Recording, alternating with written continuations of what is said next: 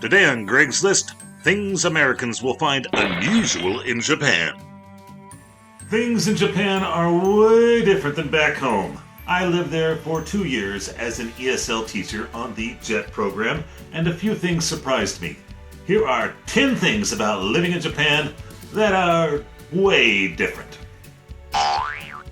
Oh, and as always, one of them is totally fake. Number 10. The music. If people in Japan know one American song, it's Take Me Home Country Roads. But not the John Denver version. No, the Olivia Newton-John version. Because it was in an anime, and once that happens, it becomes a national treasure. If they know 2 songs, the other one is My Heart Will Go On from Titanic. Welcome to my karaoke purgatory. And yes, there is a punk scene. Lots of all-girl bands.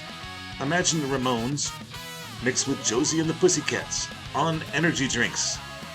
Weird, but kind of glorious. Number 9. The food. If it exists, and they can catch it or dig it up, someone in Japan will eat it. As long as it probably won't kill them.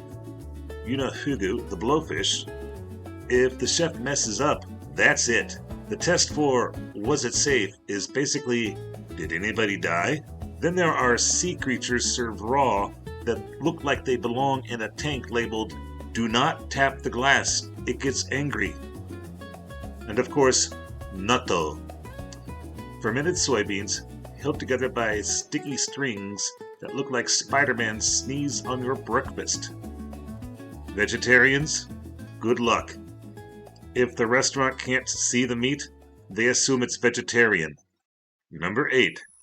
Addresses. Japan doesn't really use addresses the way we do. They use what I call postal riddles, a numerical cipher only your post office can solve. So instead of an address, you tell people, meet me at the station. Or, in my old neighborhood, meet me by the rock pile where 1,000 feral cats live. I called it Nekomachi. Yes, that was a real landmark. Number 7. Apartments. Japanese houses are tiny. Hobbits would complain. If you live in an apato, you get 2 rooms, each the size of an American walk-in closet. One is the living space, one is the bedroom. That's it. And the smallest version, their name for a studio, is called a mansion. That is very optimistic branding for a 12x8 room with a kitchen, toilet, and shower wedged into a single alcove. I lived there weighing over 300 pounds, so I was basically the Kool-Aid man crashing through walls. Number 6. Donuts. Japan makes amazing pastries, but then sometimes they don't. You bite into what looks like a fruit-filled donut, and boom, sweet red bean paste. A crime against donuts.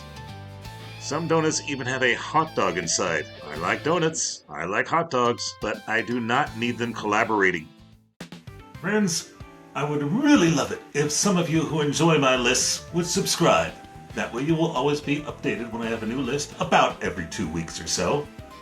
And if you'd like to help me even more, go to gregslist.com and you can check out my Patreon page. The link is there. I would love it if you would donate or subscribe or whatever. Maybe I can someday get some more jerseys, because that's what I need. I only have a couple hundred in the closet, but I don't have a Yomiuri Giants jersey. That would be great. Number 5. Nicolas Cage Day. Every January 7th, Nicolas Cage's birthday, people in Japan dress as their favorite Nicolas Cage character.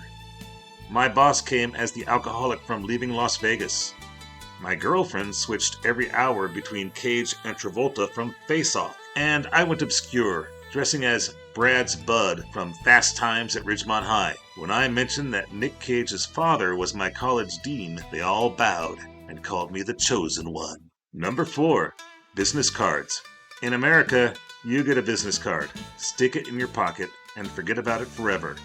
In Japan, receiving a business card is sacred. You take it with both hands.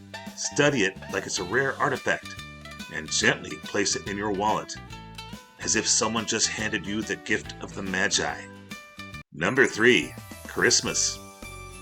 Japan kind of celebrates Christmas and kind of doesn't. Everyone works on December 25th. Only about 1% of the country is Christian. But Santa Claus still shows up everywhere.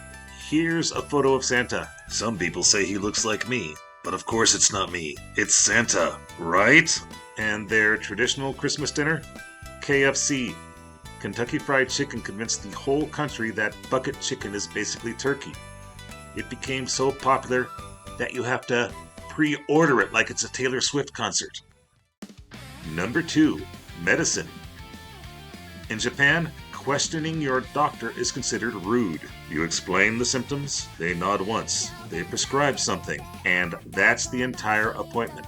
They rarely speak English, but their written English is perfect, so you leave with a beautifully written note explaining what they think is wrong with you. Number 1. Dating. Your first date in Japan is never one-on-one. It's you, the girl, and a couple of her friends. When this happened to me, being a degenerate American male, I thought, oh, a threesome. Nope. They are the security team. They are there to make sure you don't try anything funny. By the second or third date, you might actually get alone time. Maybe. There's a lot more I could talk about, but that's for another day. It's been a few years since I lived there. I always tell people I arrived in 1853 with Commodore Perry. That's how old I am. Go ahead and check out the other episodes of Greg's List for some pop culture musings. Today's send-off song is a mock Japanese pop punk song. There is a whole scene going on there. But I wrote this one because I didn't want to license somebody else's song. It's called Happy 19, Love It Melts. And trust me, the real Japanese music scene is even weirder than this song. I wasn't sure you could handle the authentic stuff.